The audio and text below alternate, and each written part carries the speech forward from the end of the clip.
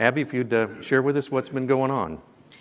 Okay, this door, this is rare that you get to see me work on something in this state. It looks like it has a long way to go, and it does. It does. And so, but I feel confident.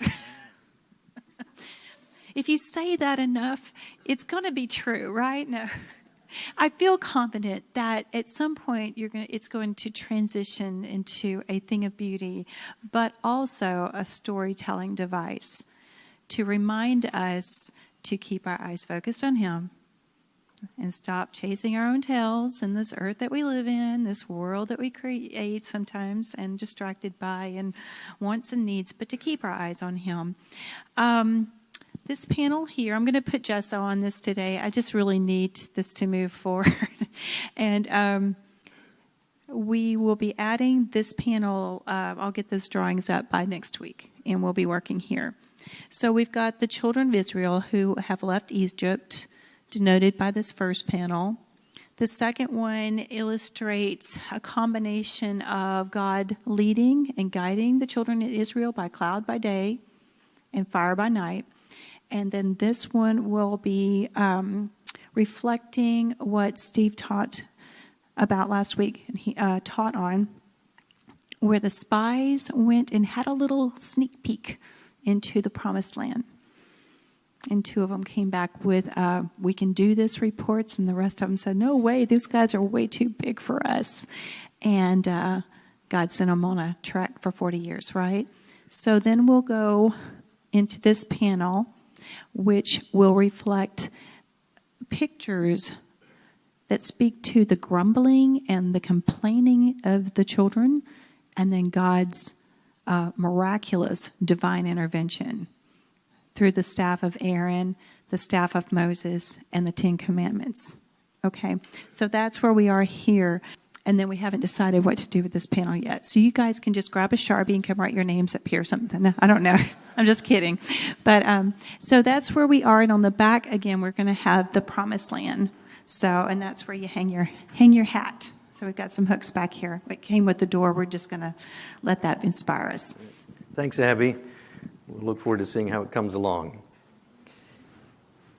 All right, well, let's see how we do with numbers today, and we're going to be starting in 15. You remember last week, I think Abby set it up well in 14, where we ended with the spies, 2 different reports.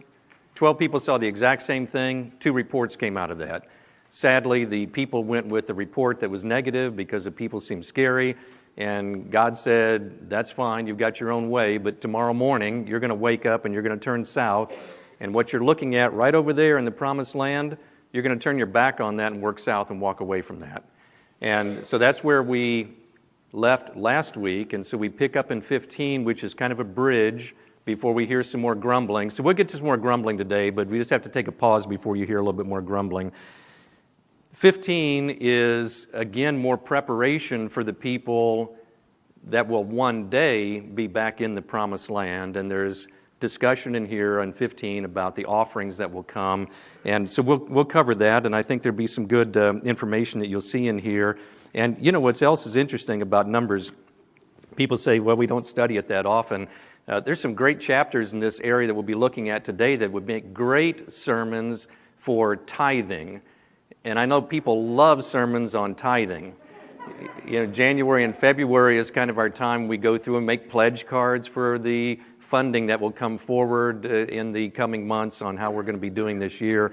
And there's really some great information here in Numbers about tithing that goes way back into the Old Testament to set a pattern for us on just the things that we receive, the gratitude we have from God, and then turning around and sharing that back with the church and with our leadership as a way to tell God thank you for the blessings that He's provided to us. And so there'll be some discussion about that we'll see today. So I think the pastors should be able to work through Numbers and make some great sermons on tithing next year. So we'll see if they do that. On 15, again, we've just finished up where the people said, big people over there, we're not going to go. God punishes them for that. Respects what they had to say. If you don't want to go in, that's fine, but there is a judgment. There's a consequence that comes with that. And when the people saw that judgment, the consequence, they said, I don't know, maybe that promised land is not so bad after all. Why don't we go in there? I think God had it right the first time, and you'll recall that. And then God said, but I'm not going with you. You had your chance. You made a decision. The people said, we're still going to go. We're going to take our own leaders up there. And God said, if you do that, I won't be with you. The cloud will not go with you. And the people, as you end up in chapter 14, are beaten back by the people who lived in that land because God wasn't there. So in 15, the Lord says to Moses, speak to the Israelites and say to them, after you enter the land I'm giving you as a home, and you present to the Lord offerings made by fire from the herd of the flock, as an aroma pleasing to the Lord, whether burnt offerings or sacrifices for special vows or freewill offerings or festival offerings, then the one who brings his offering shall present to the Lord a grain offering of 1/10 of an ephah of fine flour mixed with 1/4 of a hin of oil. With each lamb for the burnt offering of the sacrifice, prepare 1/4 of a hin of wine as a drink offering. So you see a little bit of detail in there about the offerings that they have. Here's the real point that's going on in chapter 15. We've got a little bit of break, as I mentioned, a little bit of a bridge here. And God is saying, you're going to have to turn around and you're going to have to walk for 40 years, 1 year for each day that the spies were out there in the land. But he's also looking forward to keeping his promise that even though the people backed up from what God said and God promised they would have this land, you recall in 14, God said, even though you're saying that, I'm still going to be faithful to Abraham and keep my promise, and you are going to go into that promised land. All the people 20 and older, they're not going to make it, but the people who are 20 and younger will make it in there, will keep that promise. So in 15, after these people have made this decision now to walk away from God and they're going to have to wander in the desert, God is looking ahead and preparing them for that promise that's going on. And he's saying, when you take that land, then I want you to enter into these offerings as a thankful offering and to be able to be prepared for what you're going to encounter when you come into that land. So I like the transition that we see here. We had a horrible experience in chapter 14 that all that they had been preparing for the past 13 months suddenly just fell apart after they listened to the description of these 10 spies. And we've had some judgment that have come along with that, and we've had grumbling and other things, and it seemed like things are falling apart. But God is not going to be derailed. And in fact, he's looking ahead beyond this time of 40 years in the wilderness. And he said, when you take that land, and I love that, that he says, after you enter the land. So he's already just assuming that it's a done deal. After you enter the land, when you take the land, you're going to get there because that's what has been promised and that's what my plan is for you. And so I love that promise he's giving to the people and preparing their hearts then for the sacrifices that are going to need to be made.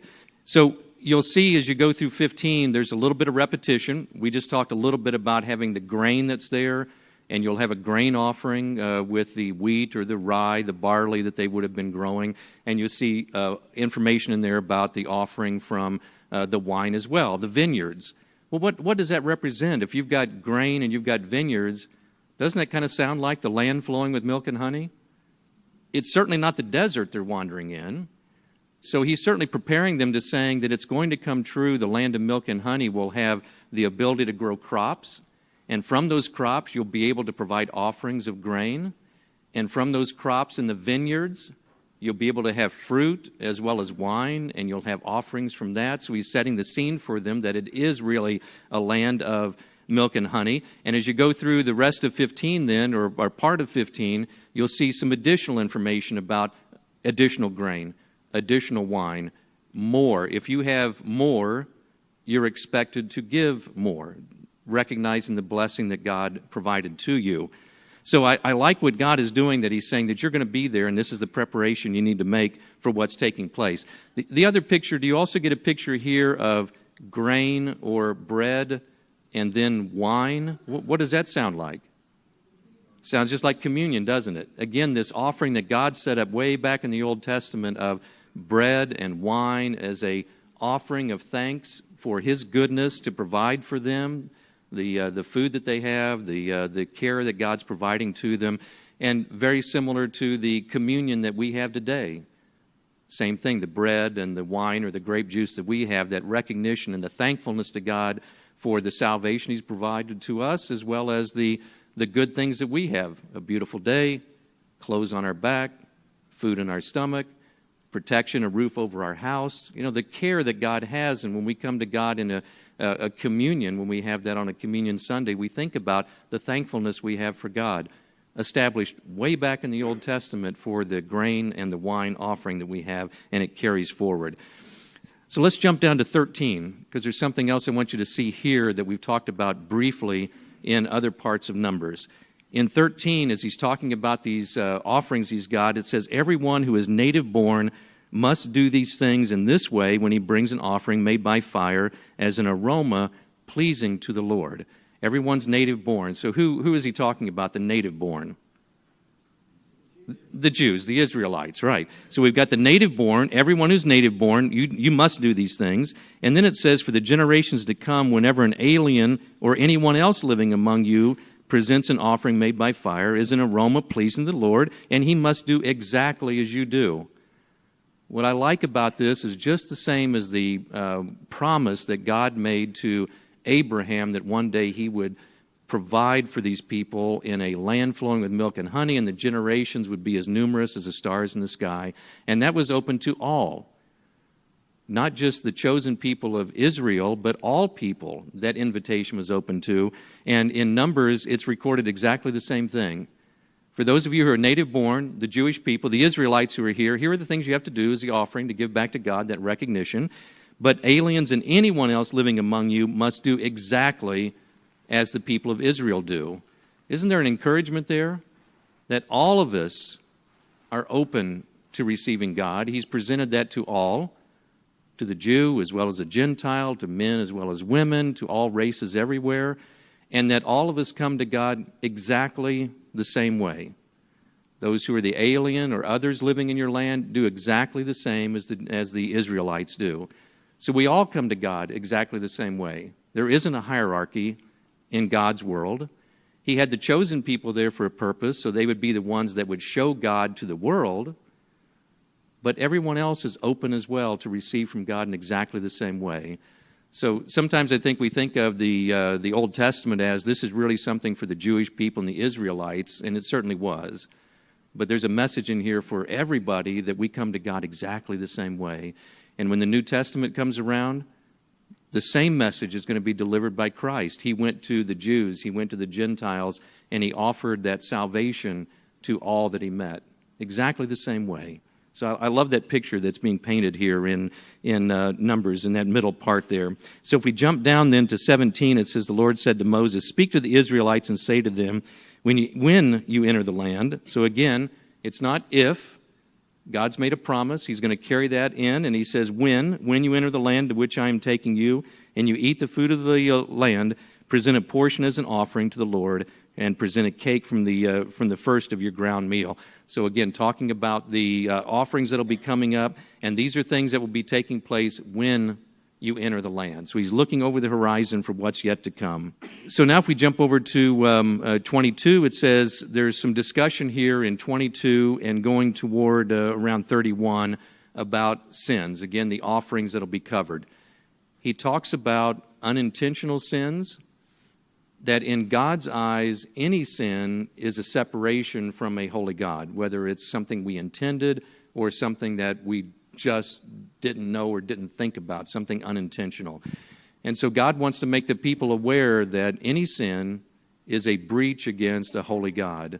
And so there's a way to restore ourselves again for whether it's unintentional or intentional. And so he talks about that as you go on through 22 to have the particular offering that's necessary for an unintentional sin, whether it's for a person or for a community, but again, a way to restore the relationship with God, with a holy God.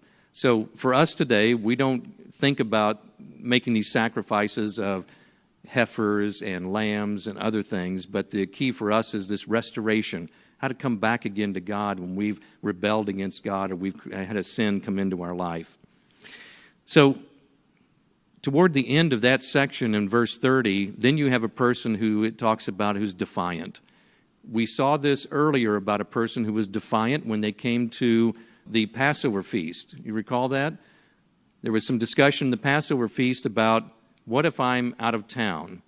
Or what if I am unclean at that moment? How do I be able to restore myself with God if something like that has happened. And God had a plan for them. If you're unclean for some reason that moment, you need to leave the camp, restore yourself. Then next month you can rejoin again the congregation and take the Passover meal. But there was a person there who was clean and who was in town and still said, I'm not going to take the Passover. I don't need that from God. And God had a judgment on that person for someone who says that I can do it on my own. I don't need the rules that God has. And so God said that there is a punishment for that. And so we see that again here about the one who sins defiantly. And it travels over into verse 32, where it talks about a man who was in the desert who gathered firewood on Sunday. Now, again, this doesn't necessarily apply to us when you think about firewood on Sunday. But the point is that we had a person who knew the law from Leviticus about not working on the Sabbath. That was the law at the time. And here we have someone who's collecting firewood, which should have been collected the day before the Sabbath. And defiantly, we have a problem here with a person. And because this was a person who did it intentionally and wantonly and sinned against God, the punishment at that time was death to the person who intentionally goes against God.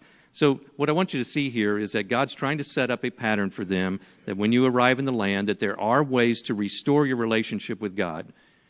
We do that again today, don't we, through our prayer that we have with God if we've sinned or we've created some kind of a barrier between ourselves and God. So it's different in a New Testament time, but in the Old Testament time, God wanted the people to know that you can unintentionally sin and you can do other things, and there is a way to come back to God again.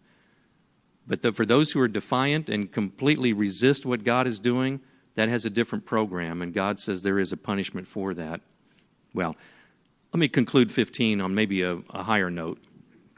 You'll see this last part here in 15 talks about tassels on garments. Some of you have been around. You remember we had a study with Ray Vanderland on the video. You recall that? And he went into the Holy Land, and he talked about having these blue tassels and the intent behind what was going on. And here's where it comes from. And the Jews still today, many of the Orthodox Jews still wear that blue tassel. But here was the point. The point was not so much the ritual of saying, okay, let's put a blue tassel on and you've got to do those kind of things.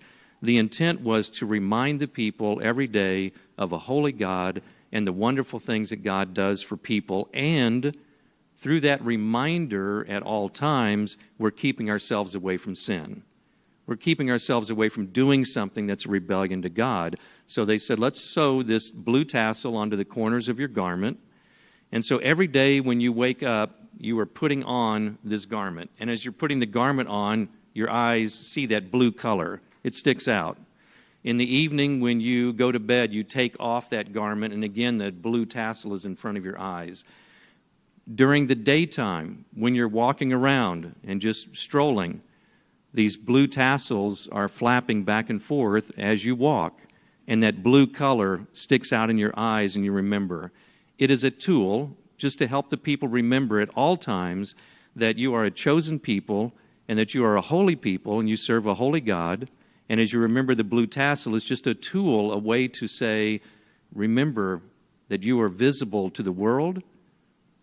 God is watching what you're doing, and we want to be a holy people. And as we see that blue tassel, it just reminds us to keep that holiness at all times. So for us today, we may not wear a blue tassel, but we have other tools that we have to remember, to be holy: prayer, God's word that we read, communication with other people. So these are tools that we use today, and this was a tool for them. But I love that picture of always having God in front of you, so no matter what's happening to your day, it's a way to call your mind back again to what God is doing. So I think it's a really very visual picture that we've got. Is everyone okay with 15? So again, just a bridge, just preparing them that the people are turning and going back and they're walking, and God's saying, after you enter, when you enter, He's saying, I promise this to you, and this is what's going to happen at that time. And you're going to have grain, and you're going to have beautiful land, and you're going to have vineyards, and all of this is going to be there. And when you go in, I just want you to know that I'm going to be there with you. And if you do something that creates a barrier between you and God, there's a way to restore that. But always remember, there's a holy God there, and you are to be holy as well. And this is a reminder for you. So I like the visual image that we've got. And he ends up then in in verse 40, then you will remember to obey all my commands and will be consecrated to your God. I am the Lord your God who brought you out of Egypt to be your God. I am the Lord your God. Isn't that a wonderful promise for them? Understanding that these people are in a difficult spot right now as they wander, but yet there's hope that's coming that God is already planning for them. Way out in the future, God already has a plan. So the bridge is done, and now we need to get back to the grumbling. So this is kind of like when you go to the theater and the curtain comes down, and we put the grumbling behind, and then we have kind of a happy scene, and the curtain comes down, and we kind of rejoin the activity in progress, more grumbling. Well, that's what's happening. The curtain's going up, and we're rejoining the conversation of grumbling. This one is, I think, almost a worse grumbling than the other grumbling we've heard before. You know, we've heard grumbling about, all of this food you're giving to us for free, and we're doing nothing to earn it. I don't like that food. I want other food. Well, that was one part of grumbling, and there was a punishment phase for that. And then you recall the grumbling we had with Miriam and Aaron, the brother and sister of Moses, and they were grumbling about Moses. Well, Moses, why are you the head guy here? I'm important too. Come on, Moses, get out of the spotlight. You know, share a little bit of that with us. And there was a little punishment phase that went along with that as well. Now we have grumbling with the head of one of the clans in the Levites. You'll recall back in chapters 3 and 4 where God set up all of the groups that were to be arranged around the tent. You remember that? All of the tribes were there, and then the Levites had their special place as well. What we see today is this tribe and this clan that comes out of the Levites is led by a gentleman named Korah that's documented here in our study, and he is with a clan called the Kohathites. Now, if you recall, when we were looking at chapters 3 and 4, and then on further beyond that the Kohathites had a very special role. You know, the Levites did a whole bunch of things. You know, they cared for the tent, and they took care of the objects, and then God said when we're going to be moving, when the cloud moves, then we've got certain Levite clans that are going to be picking up the tent pegs and the ropes, and they'll be carrying the tent. And then we have another group within the Levites that will be carrying the really precious objects that are inside the tent. The Ark of the Covenant, which holds the Ten Commandments and the manna. We've got other furniture and things that are right around that Holy of Holies. And so the Kohathites were set apart even inside the Levites, who were set apart from the other group. So these people had a really special responsibility to be responsible for these very, very personal items that were inside that area around the Holy of Holies. So they had a great opportunity there to show what they're held responsible for with God. And so God had separated them out even beyond the Levites. But now we have a gentleman named Korah, the son of Kohath, the son of Levi, and certain Reubenites. So this particular clan of Levites were camped nearby Reuben and his group. And he's also got a couple of people, Dathan and Abiram and On, son of Peleth, that it says became insolent and rose up against Moses. So now Moses is going to get attacked again. So now we're going to see what's happened. It said with them, not only were those 4 people part of this, but they've gotten 250 other Israelite men, well-known community leaders who had been appointed members of the council. So we've got 254 influential people now that are coming against Moses. And they're marching over and getting in his face and wagging their finger and trying to understand what Moses is doing now, hogging the spotlight once again, and they're complaining about that. You may remember when the leaders that we saw back in 14, you remember the 10 leaders who gave the bad report and how they were struck down immediately, and the rest of the people are going to wander for 40 years, and we talked about the importance of leadership and how that weighs even heavier because of the responsibility that people have. Well, now we have leaders again coming against that. And in 3 it says, they came as a group to oppose Moses and Aaron and said to them, you, Moses and Aaron, you have gone too far. Who was providing the direction to Moses? Was Moses just thinking of this stuff off the top of his head? Is he just kind of winging it as he's going along here? Who's behind Moses? Right. So when they come to Moses and Aaron and they wag their finger and they say, Moses and Aaron, you have gone too far, what are they really saying? Yeah, God is not setting this up properly. Yeah, you're the mouthpiece, Moses. Yeah, you're talking for God, but we don't like this plan at all. You have gone too far. God's listening to that. We'll see how that turns out. And it says what they complained about was that Aaron was set up specifically to be the high priest. Recall we talked about this. This was part of Aaron's grumbling against Moses. Moses, how are you taking this leadership role? I'm the high priest here. I need to be out in front every once in a while too. You remember that?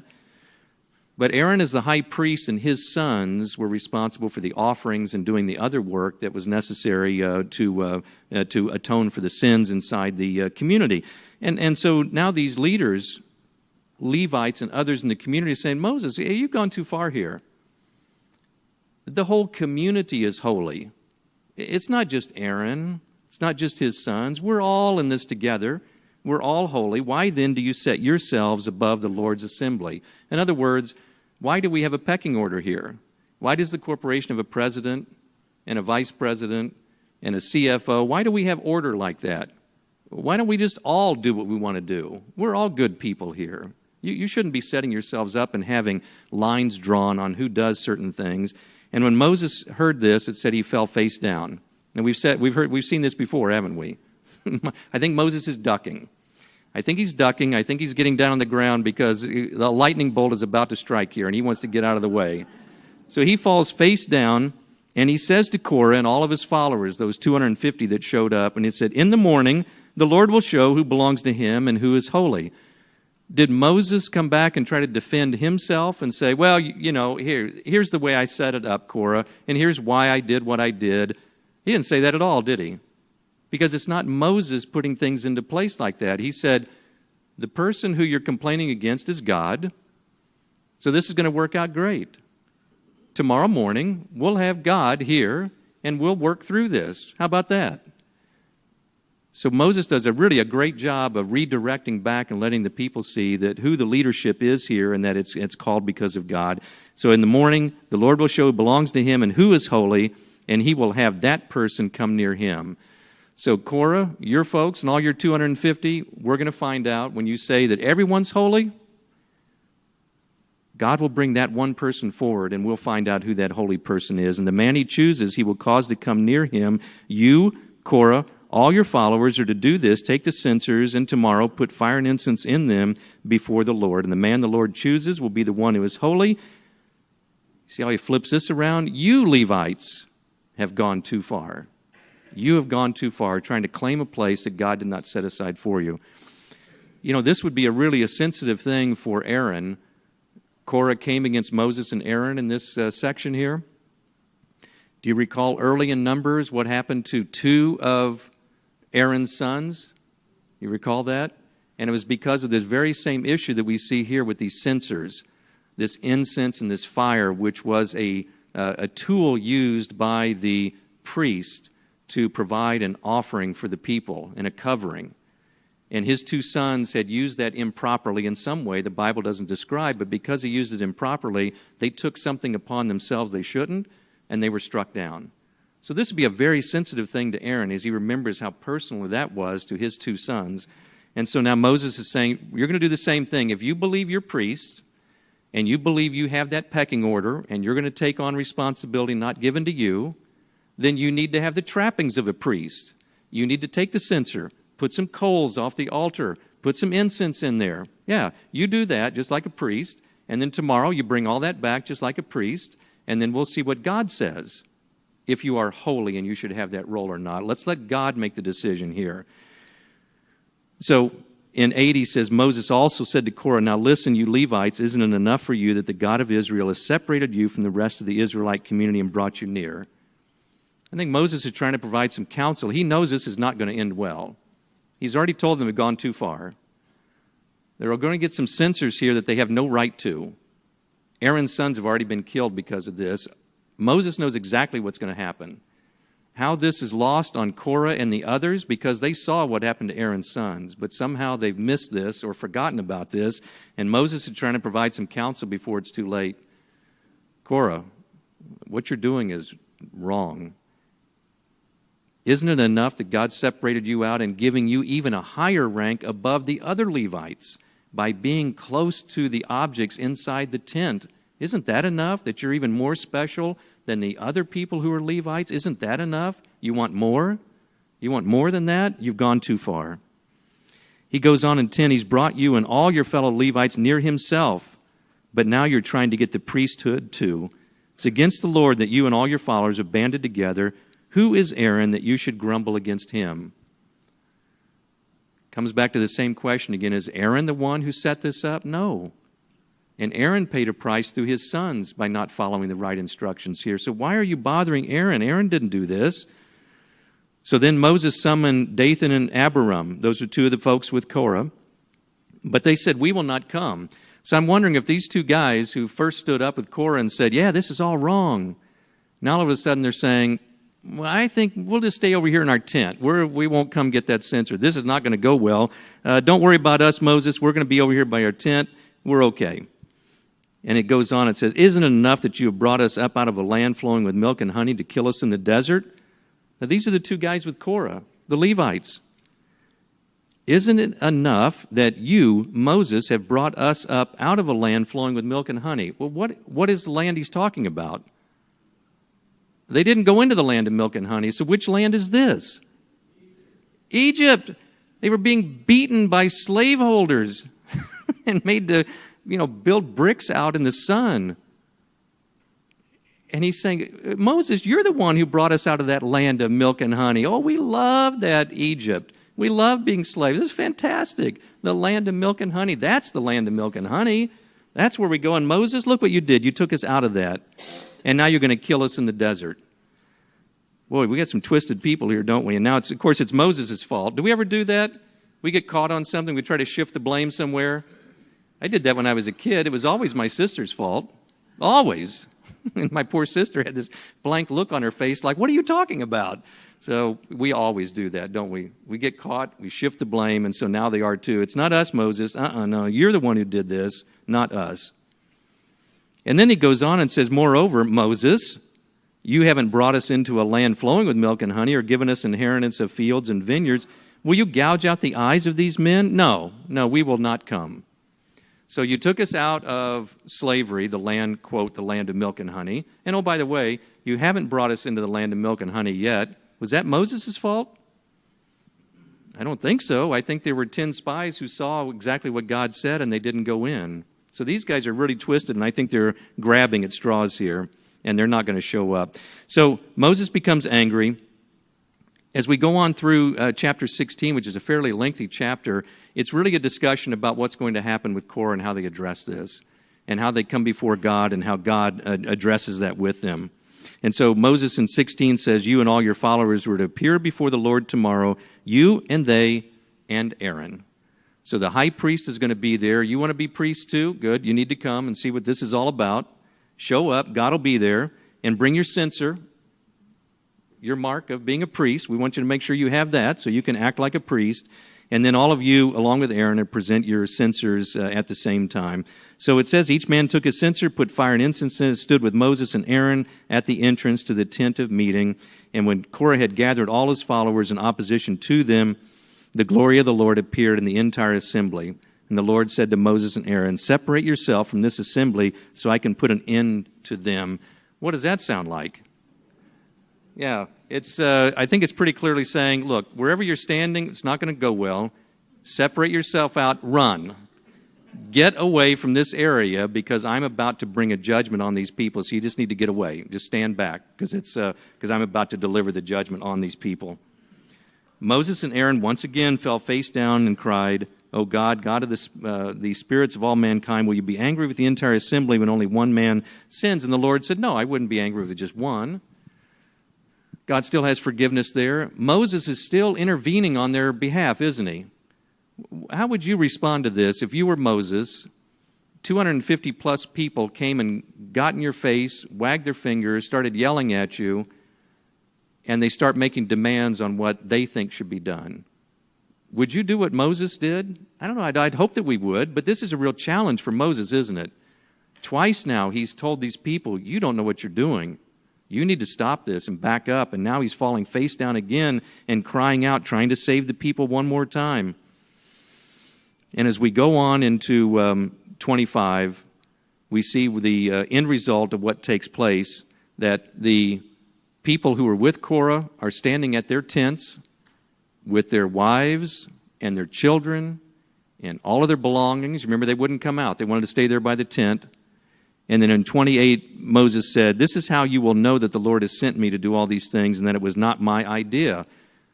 You recall, they came and they said, "Moses, why did you do this? Moses, why haven't you gotten us into the promised land?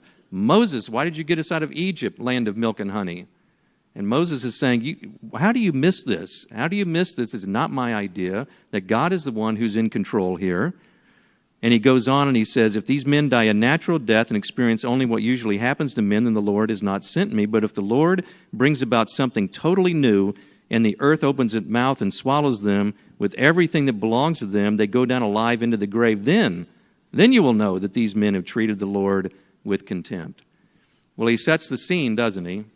We know exactly what's going to happen, and it's going to be something totally new, something they've never seen before. So there's no question when they challenge Moses about all the things he's supposed to do, you'll know it's totally new. It had nothing to do with Moses. He couldn't have done this. Only God could have done this. And it says in 31, as soon as he finished saying all of this, the ground under them split apart, earth opened its mouth and swallowed them with their households and all Korah's men and all their possessions. They went down alive into the grave, everything they owned, and the earth closed over them, and they perished and were gone from the community. At their cries, all the Israelites around them fled, shouting, "The earth is going to swallow us too." So they jumped back. So let's try to conclude 16 here, and then we'll close. You'll notice in 35, not only did we swallow Korah and those men who were the Levites who should have known better, all 250 men who were with them, they get burned, they get killed. Some kind of fire, maybe a lightning strike or some other fire came out from God, and they all died instantly as well. And then God says, "Tell Eleazar," which is a son of Aaron, "take these censers which rightfully belong to you as the priests, put coals in them with incense, and run out into the crowd, because now this plague is about to go out and consume all of the people." And so Aaron now is going to be responsible for trying to save the rest of the people that were there. And so in 39 he collects the bronze censers brought by those who have been burned up. They turn those into a hammered metal that goes and overlays the altar. Next day, the whole Israelite community in 41 grumbles against Moses and Aaron. It says, "You've killed the Lord's people." So they saw all of that took place. They thought about it overnight. They woke up the next morning, they start grumbling again against Moses and Aaron. This is really a struggle, isn't it?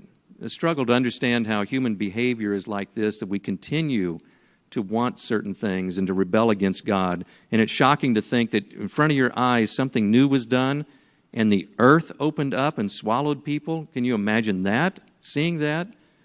And then 250 men in front of your eyes are burned, died, and then the next morning you wake up and you want to start it all over again?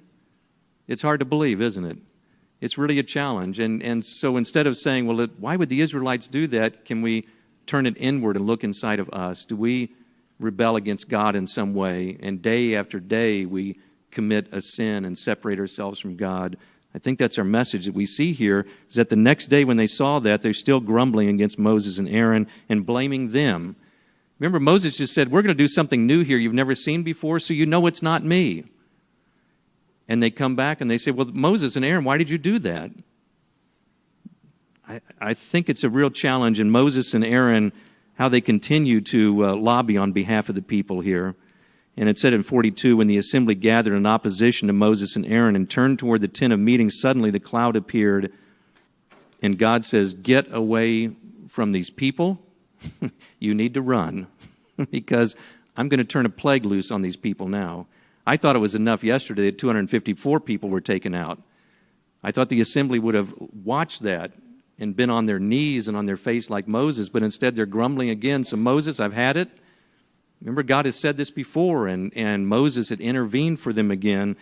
And finally, Moses tells Aaron in 46, take your censer and put incense in it and go out into the assembly to make atonement for them.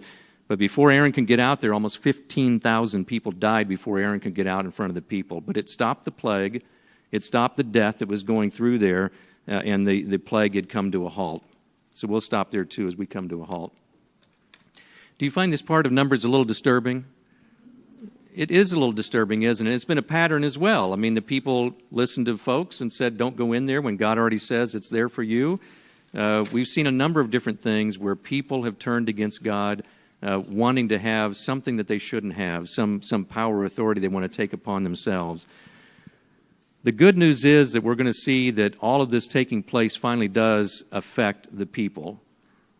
And so we'll see them turn back to God again. So that is really a positive part of what's taking place here. But it's so painful to see people go through this. And I think for ourselves too, maybe it's just a way to reflect a little bit for us, is do we ever want to take on responsibility that we shouldn't have? Or do we get greedy about certain things, or envious or jealous about a position that somebody else has when that's not a place for us to be? So just kind of sobering. Sorry to leave you kind of on a down note there, but it's a little sobering. But we will come back up again in 17, 18, and 19 that we'll conclude with next week. So just meditate on that. Think about, these are people just like we were people. We would have seen what they would have seen. And somehow something inside of us wants to believe in what we're seeing and what we're saying as opposed to what God is saying.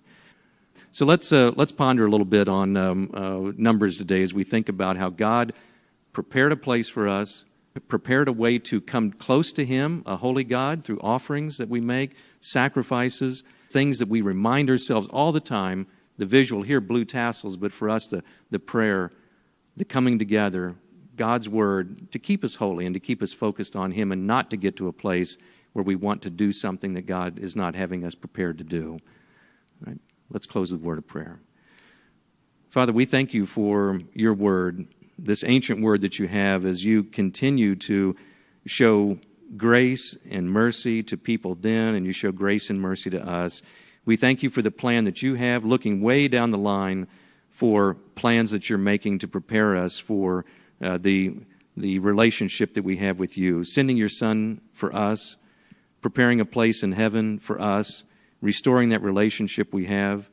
Father, we ask that we take the message you have in your Word to our heart, that you love us and you care for us and you have a plan in place, and that we are constantly reminded of your holiness, and that sin is something that we should have no part of, and that you have a way for us to be restored and returned to you. And we thank you for your planning and your guidance, Father, and your love for us. And we ask that we share that wonderful love that you have with all, since you have opened your Word to all, and it's a free gift to everyone. And we ask it in your name. Amen.